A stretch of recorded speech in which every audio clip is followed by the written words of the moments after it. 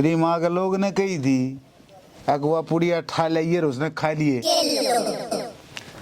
काका जो कहेगा ना वो कर दूंगा, तू बस मना ठीक कर दे। अरे ला दूंगा तेरे बंदे मना का गणा ब्याह ब्याह ना करे, पर तन्ने मेरा एक काम करना पड़ेगा।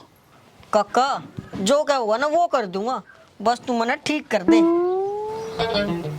बेटे बोने तू है मेरे ताले की चाबी, तू करेगा तो सुने।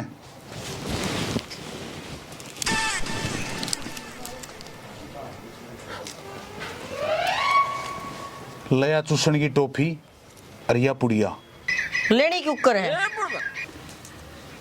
या टोफी तने लाला जी की साड़ी ही देनी है, ठीक से, पर मेरा नाम नहीं आना चाहिए।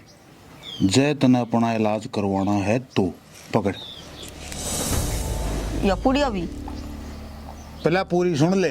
या लेनी है तने दूध में, और जब बेटे धोखे ते 20 टॉफी ने खा गया ना तो मैं तन्ने खा जाऊंगा, जाती तर हो जाए।